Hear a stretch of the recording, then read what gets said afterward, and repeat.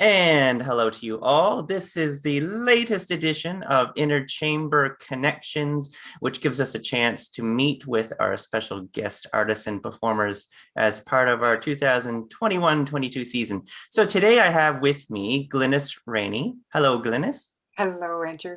Hi. And we've got Mike Nadajewski. Hey, Mike. Hey, Andrew. And these two fantastic performers are joining us for a concert titled Kindness. And this is on February the 13th. And thanks for joining me to talk about this program. So I remember, I'm just thinking about how this concert idea came to be. And Glynis, you had performed with INNErchamber before on a couple of occasions. Firstly, what was your character's name again? It was Lyrica. Queen Lyrica, of course. Lyrica, And this yeah. this was a children's musical that Ben Bolt Martin had composed, and we went on tour with that throughout the counties. It was so much fun. And Huron. Yeah. Totally great time. And then you joined us again for another concert that was about youth, I believe. Is that right? That's right, exactly. I think it was 2018, spring of 2018. Yeah, did some Shakespearean sonnets and a story from Wind in the Willows, and it was lots of fun. I love Yeah. it. A nice eclectic mix, just like we've got in this concert. And Mike, you've been with INNErchamber once before, and this was 2018, I believe, right? Right. That's what Ron Sexsmith's piece. Yes. And it was yeah, it was a really cool process, that one, wasn't it? It was really neat. Your audience will remember that I thought it was a pretty special evening. And it was cool because Ron was trying to find the way to get his piece, his book, onto the stage, and he was trying to make that transition. And he didn't even really he hadn't written a full script at that point yet. It was still very much relying on narration. He had written songs, really cool songs too. Yeah. And then you felt very lucky to be included in that process of trying to convey the story and give context for these songs. It was really cool, and just trying to find the language to, what should we say, what shouldn't we say, what's important information, what can we leave to the side. He did at one point, I think he did have at least one or two sections of actual dialogue where characters speak to each other instead of, the narrator narrating and speaking lines as characters. Because who else was in that? Barb Fulton was in that. was in it. Yeah. And we had a children's choir, and it was an extravaganza. It was an It was extravaganza. cool. I thought it was really cool, and it had a lot of potential. And Gorgeous I hope orchestrations. I hope he's still, I hope he's still working on the piece. Yeah. And again, that was Ben Bolt Martin arrangements too, or orchestrations of the songs, and he's remarkable. He really It is. was More about him remarkable. later. Yeah. Yeah. Fantastic. And so, when I called you guys and I asked you to, let's work together to put together a show of some sort, I knew you had done work with KWS. Oh, so this is Kitchener-Waterloo Symphony. And was this the third Christmas running, this past one? Fourth. I mean, I've done 5 with them, but as the two of us hosting and being a part of that, it's our fourth year. Yeah. And love doing that. We love the symphony out there, and they've been so great. And the past 2 years have been online in this medium. So trying to find innovative ways, and it's really cool because you can you host on stage. That's one way to put together a show, but you can take advantage of this medium in ways. There are opportunities that present itself. So we tried to lean into those as much as we could. Because Mike had the idea for this past concert to interview musicians in the orchestra, so an opportunity for audiences to get to know individual musicians a little better. Which you don't always get to do. You don't get that opportunity in the in the live show. And the year previous, the first lockdown year, KWS focused on the community and sort of reaching out. And so, yeah, the first online season was out, and I thought we should turn inwards for the second. to get Nice. to know the organization a little bit better. So it was great fun. Yeah. They're lovely. They're lovely to work with. Yeah, really. So you're both old hands at these interesting things where you're part narrator, kind of part guide, part musician, singer. Yeah. Ugh, all the We do it talent, all, oozing Andrew. talent, We do it all. oozing talent. My It's really goodness. fun. Forget triple threat. You're like a quadruple and quintuple threat.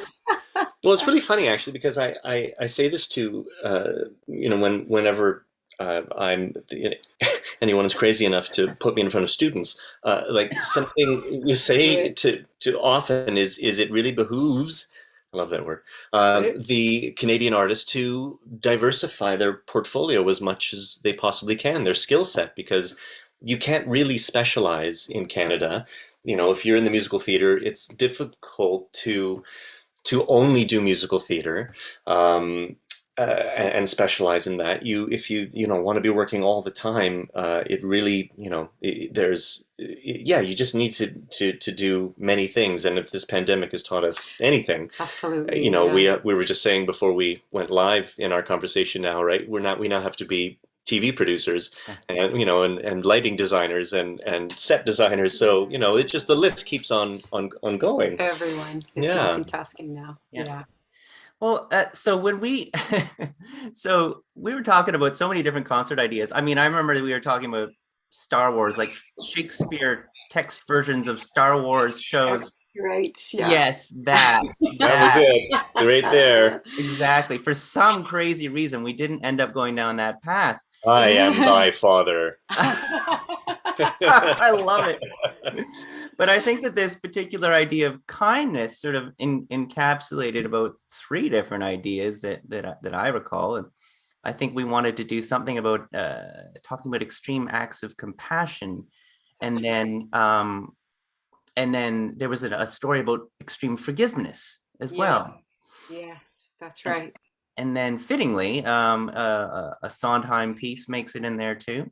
Yeah, absolutely. So what are people going to hear? Can you guys give a little, little summary about what people are going to hear in this concert?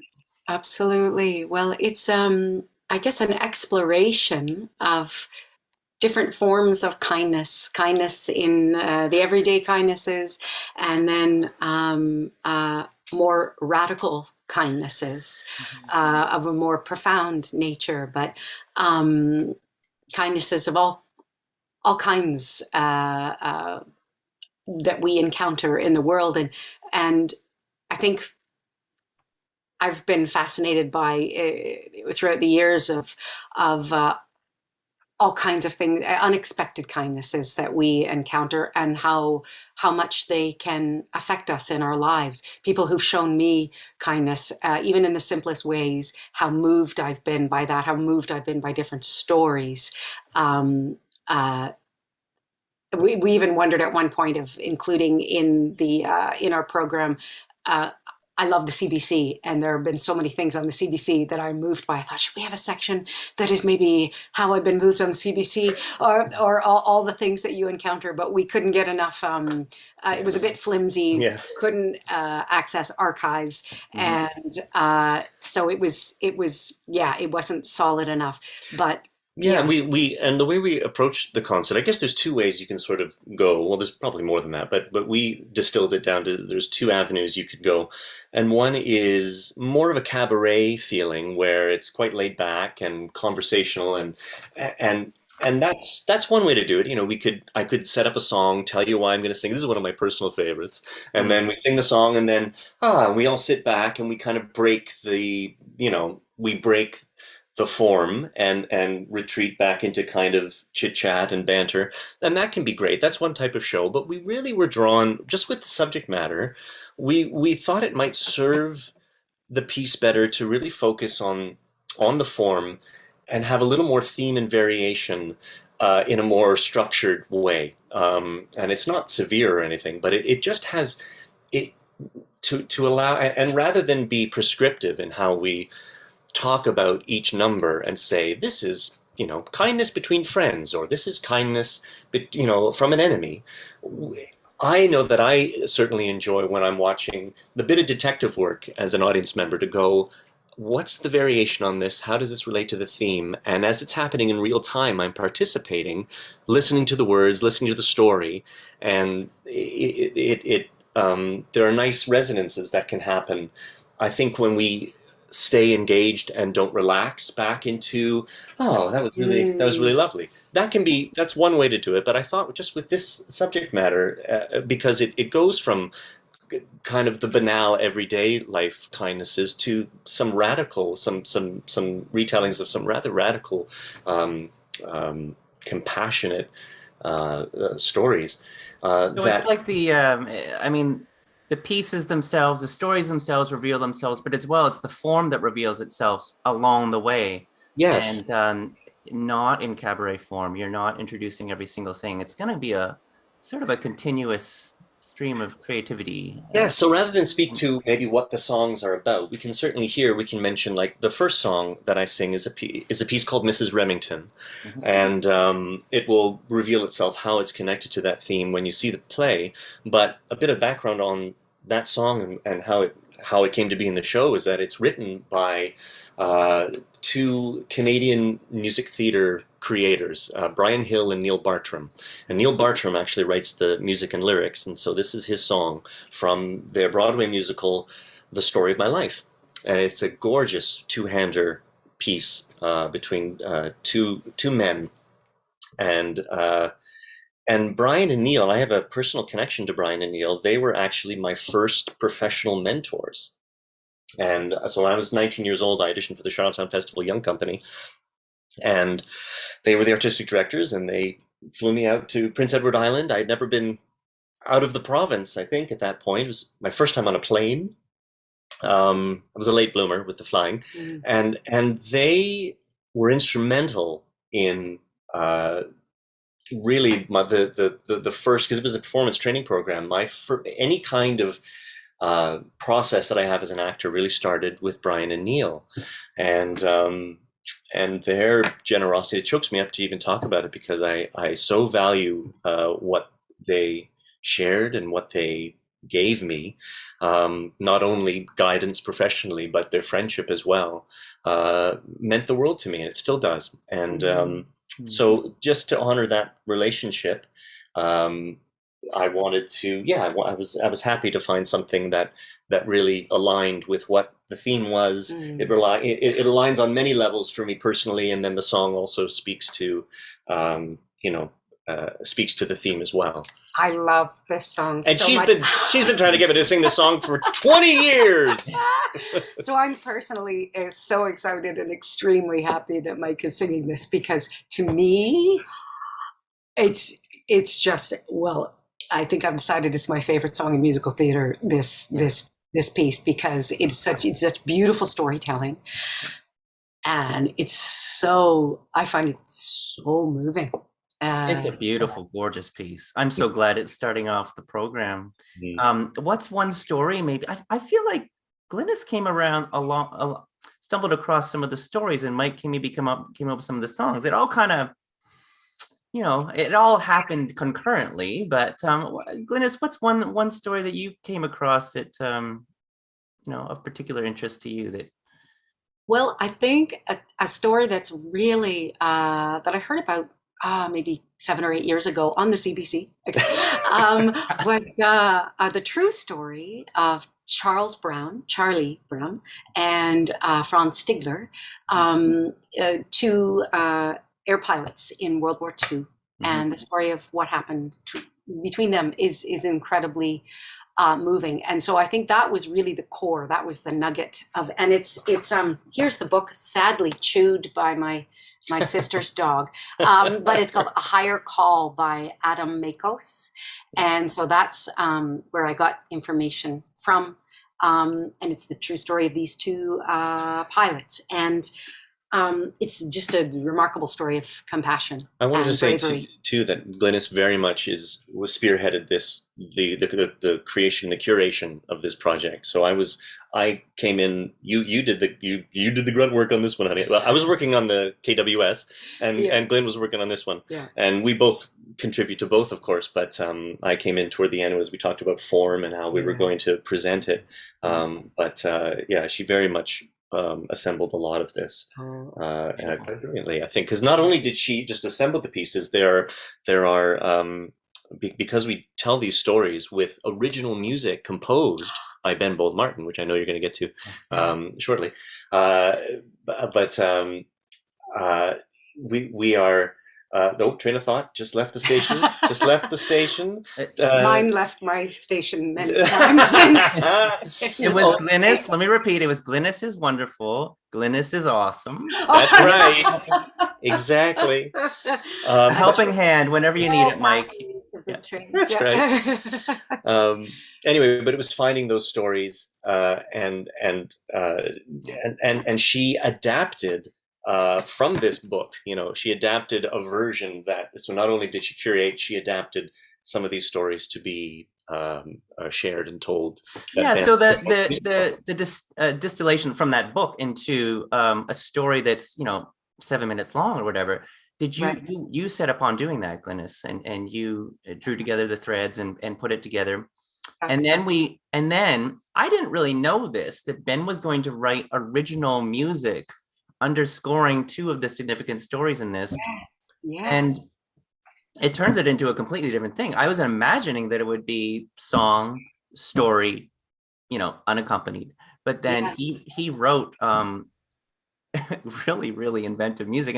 And as I say, so it's like original composition, 7-8 minutes for this one and one of the other stories. And we've got musicians. We've got myself on violin. We've got Ian on bass. We've got Laura on flute, Derek on horn, Emily on piano. We've got Jamie on percussion. And so we've got an awesome, combination of musicians and colors to draw from. But what was that like when you first heard that underscoring? Like how did that interchange go between you guys and Ben working on those major pieces? Absolutely. Well, this is the first time that we've ever got to work in this kind of way, that we a story that we have chosen actually gets orchestrated. Usually like we've done suites before with narration, but it's always pre-existing text and pre-existing music that you hope to try to match or squeeze to fit. But Ben took the songs, some original narration. One story we're reading directly from, this is Terry Belville's book, Matters of Kindness. Beautiful story that we feature, that Ben has written music to as well. It's a different thing when you feel, that these moments and the shifts in tone as the story progresses, that the music is written for this story specifically. It's like scoring a film. It's very it was very moving. Last night was our first time with you putting all the pieces together. It was really special. It was really exciting to hear, and I think it just enhances and lifts the story so well. I felt so excited at our first rehearsal last night, and I just felt lifted being in that room. We were both very excited, and Ben is just remarkable. And we were talking earlier about that he is a storyteller, that he has in his writing the show, of course, of Lucky and that he wrote years ago, but in his musical storytelling. And he was so invested with us, and I really enjoyed our conversations with him about him having a say in what's the tone. We talked with him about what's the tone of the concert, what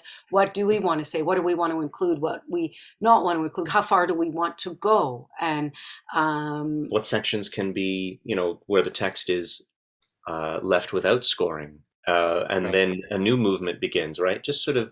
So that was informing your delivery of the stories, like so there's real back and forth. It's not like you recorded yourself reading the story or delivering the story and then just said, hey, this is what it is. there was a little bit of interchange back and forth. Was, yeah. Yes. And yeah, that's right. Exactly. We gave him a structure to work with. Yep. As we did do a preliminary recording for him to just get a feel for the tone of it. And then he composed from there, and then we finessed together. Yeah, from here on. So even as we're reading, we're sort of clocking, and you sort of, half performing, rehearsing, but really the eye last night was on finding benchmarks that that we need to hit to know that everything times out the right way, but also looking for opportunities where you go, oh, there's actually a section here that I hadn't realized that it might be cool if we, there's a call and answer thing that's sort of happening, and that maybe wasn't the original intention, but there's opportunity there that we're going to explore in our next rehearsal. We're going to flag that. We'll talk about that because there could be something really exciting that happens from that. Yeah, and that was fun for me to watch that develop in the rehearsal last night too. That first run through. Very cool. Speaking of kindness, Andrew, as well, I have to say, you and Ben are the epitome of kindness, and so it seems very appropriate to do this concert of this nature with both of you, because you both lead of with kindness. Yes, that's right. You both lead with kindness and generosity, and so it's a real treat for us to get to work with you in this way. So. Well, thank you. Too kind. And you two are obviously, well, this is the Mutual Admiration Club. We all know why we're here, but excellent. I was wondering, so I just wanted to pick your brain. So as an artistic, creative couple, sometimes you would get to perform together. Sometimes, you're doing your own thing. I mean, how has that changed over time? I presume you like performing together. You enjoy these opportunities. Can you imagine if we didn't? It would be like, yeah, this would all be a facade. Oh my goodness. It's really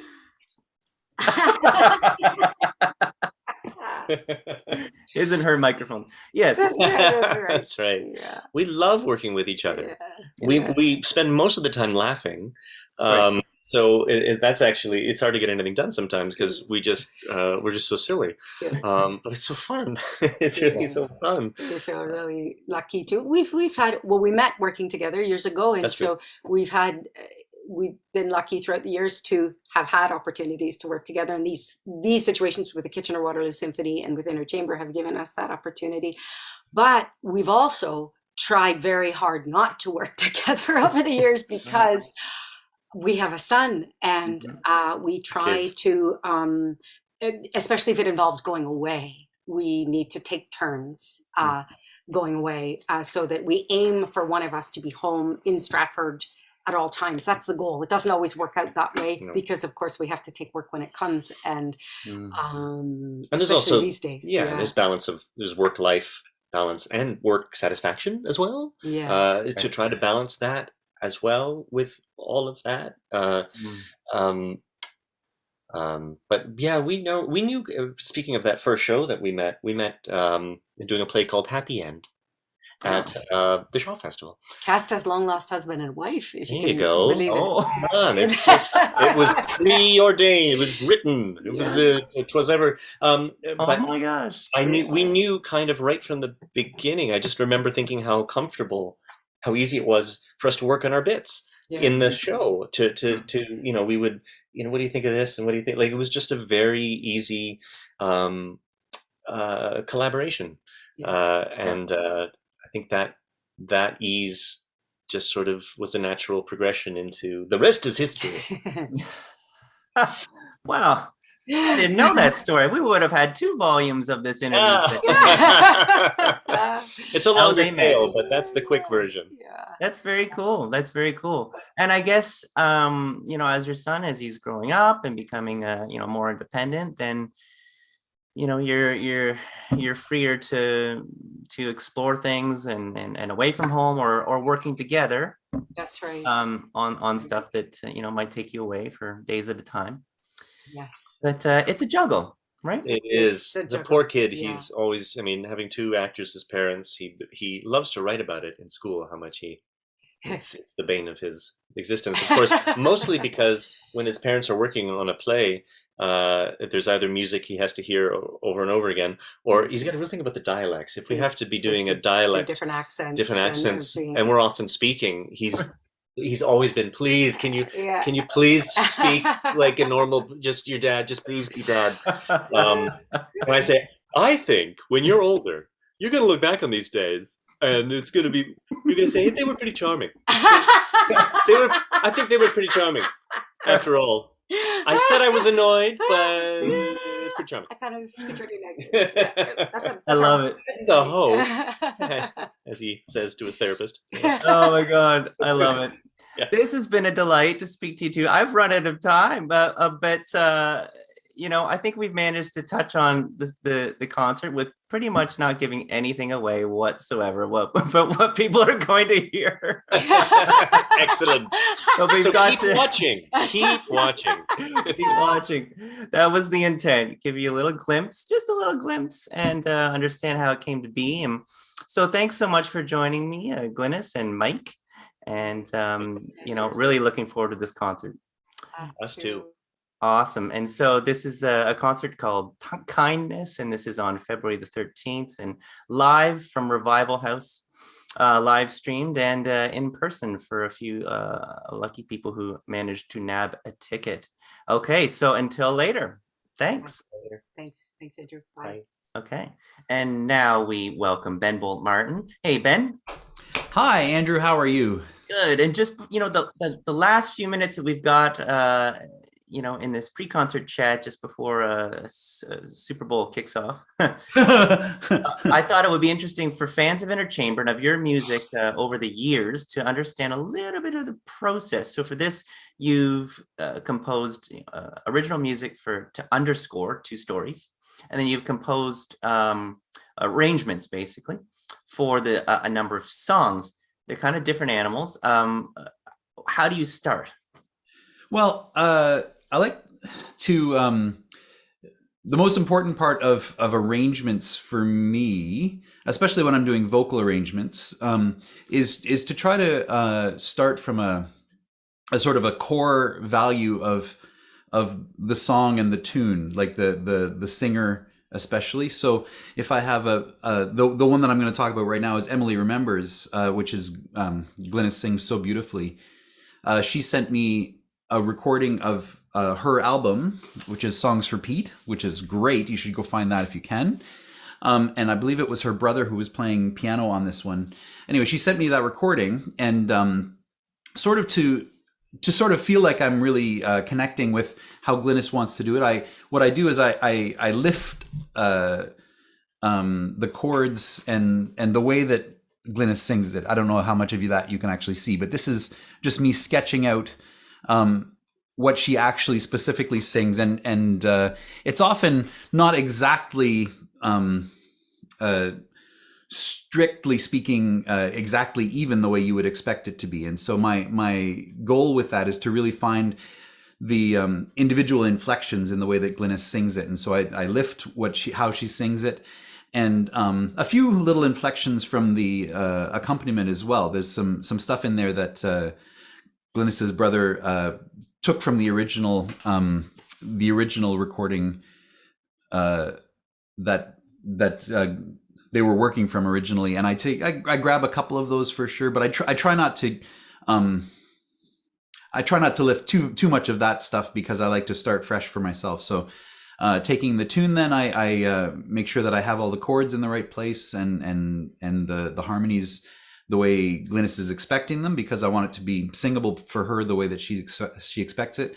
And then from there I start and grab as many of the little inflections as I can from the way that Glynis sings it, and include that in the instrumentation. And the instrumentation we have that we preset for the show, it's really nice to sort of set your boundaries, and these are the instruments that you're going to have, and that's what you're adding to every tune. And those limitations I find really important. So being very specific to the way that Glynis sings the song specifically, and living comfortably within my limitations as to what the instruments are going to be for the show.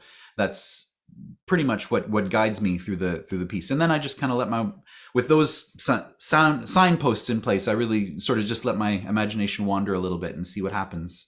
I don't actually, I'm a terrible piano player, so I don't actually compose or arrange at the piano. So what I like to do is work with the tunes and wander around my backyard or my neighborhood and just kind of hum stuff to myself that I think will sound kind of cool, and I build on that and add the appropriate connections to the other instruments.